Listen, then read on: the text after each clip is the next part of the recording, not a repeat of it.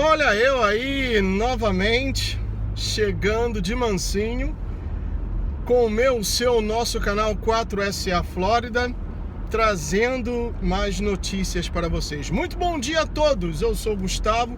Se você ainda não me conhece, se você ainda não teve o prazer ou o desprazer de assistir a um vídeo do meu canal, por favor, a porta está aberta. Caso você goste, entre, sente-se e fique à vontade. Caso você não goste, a mesma porta por onde você entrou, a mesma porta de entrada também é de saída. O que eu quero comentar no dia de hoje? Sobre aquele vídeo que eu fiz, que eu falei da Iemanjá, que é uma imagem de gesso, que é um demônio. Algumas pessoas, não vou aqui citar o nome, até porque não vale a pena, não que eu esteja desprezando as pessoas, mas não quero levantar uma celeuma. E vocês sabem, eu sou ruim de guardar nomes.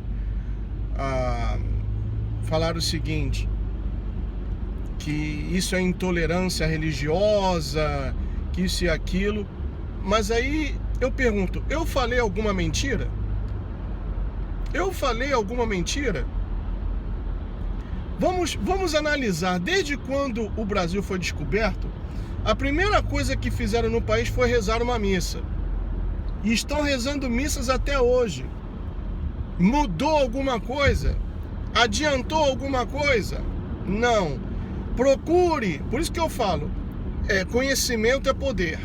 Procure se informar e estudar, pesquisar o significado da missa. E aí vocês vão ver, meus amigos. E aí vocês vão ver. Mas essa é a causa principal pela qual o país está atravessando esse momento difícil? Não, não é a causa principal. Mas um probleminha aqui, outro mais adiante, outro mais adiante. Então ocorre um acúmulo. Quando você abre os olhos, já tem uma verdadeira bola de neve, uma avalanche.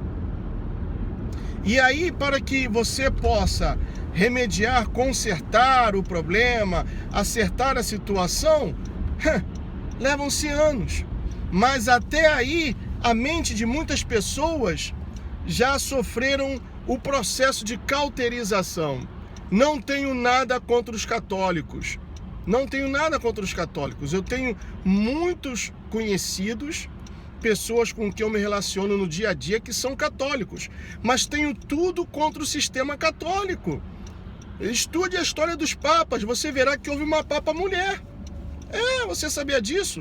Houve uma papa mulher, que somente foi descoberta aquela mulher quando ela sentiu-se mal em um evento e deu à luz a uma criança. Estude a história dos papas. Estude a história dos cavaleiros templários. Estude a Inquisição, tanto a portuguesa, a espanhola. E aí vocês vão ver, meus amigos. Porque a Inquisição, em suma, era o seguinte: todo aquele que não professasse que a hóstia era o corpo transubstanciado de Cristo, era considerado um herege. E por causa disso, muitas pessoas foram mortas. Procure saber sobre a noite de São Bartolomeu em 1528 na França, o que foi feito aos huguenotes, que eram os protestantes franceses. Não me critique apenas, procure se informar.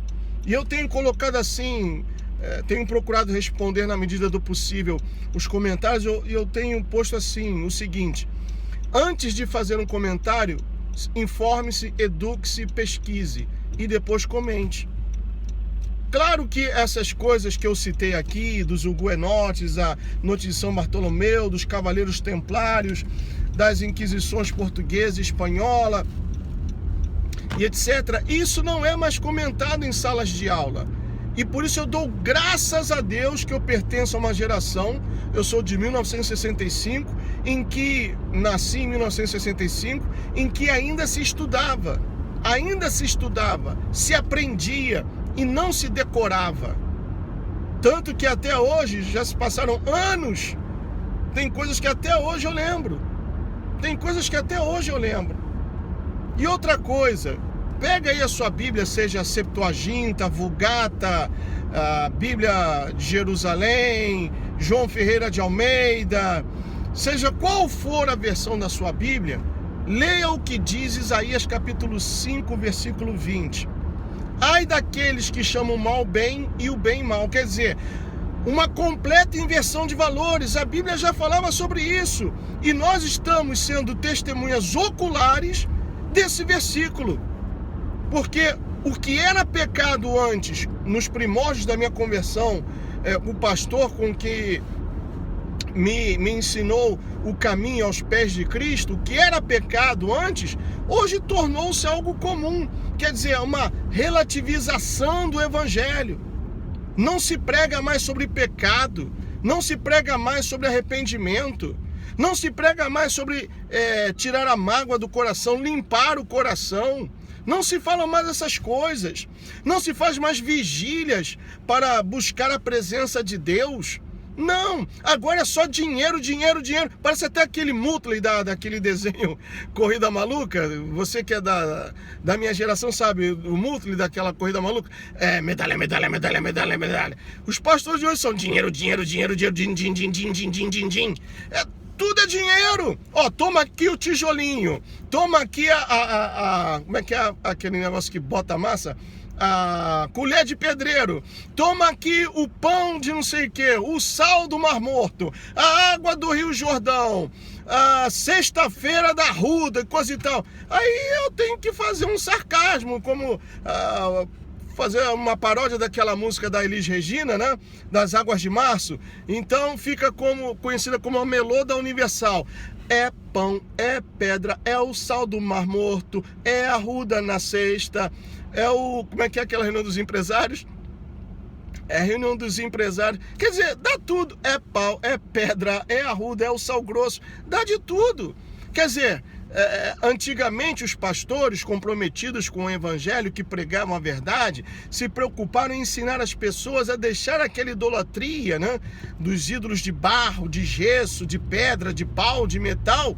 Mas agora os pastores neopentecostais estão dando novos ídolos. É o sal, é a pedra, é a ruda, é a água do Mar Morto, é o Monte Sinai no Egito, essa mentira descabelada que o Monte Sinai é na Arábia Saudita, e por aí vai. Então é a relativização do evangelho. Por isso hoje nós temos essa contradição em termos de evangélico de esquerda.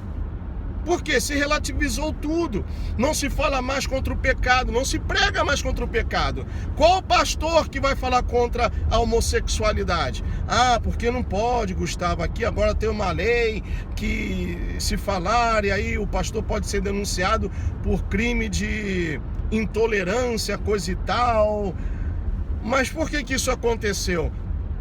Quando se tinha liberdade, os pastores, em vez de edificar as pessoas na palavra, procuraram edificar os seus reinos. É comprando jato, é comprando isso, é comprando aquilo, usando reloginho como aquele sem vergonha da Universal. Eu até coloquei o vídeo na minha página do Facebook, que perguntaram a ele, né, ao vivo: pastor, que relógio é esse? Esse relógio custa no mínimo uns 12 mil reais, etc. Aí ele falou: vou te dizer quanto custou. Não custou nada, porque eu ganhei numa rifa. Pastor participando de rifa. Pastor participando de rifa. Aí vocês veem, meus amigos, o porquê, pouco a pouco, como um mingau quente, a esquerda foi comendo pelas beiradas e começou a aprovar um montão de leis, e agora o pastor não pode falar a verdade. Mas falar contra o homossexual é preconceito. Preconceito? Como que eu vou estar de acordo com aquilo que a Bíblia abomina? Eu falei lá da Iemanjá, que é um demônio, sim, que é uma imagem de gesso. Como diz lá o salmista, tem olhos, mas não veem, nariz que não cheira, mãos que não apalpam, pés que não caminham.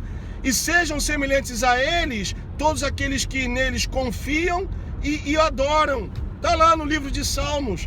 Então, como eu vou dar crédito, eu vou me mostrar politicamente correto com aquilo que a Bíblia abomina? Eu não sou falso, não. É demônio, é demônio.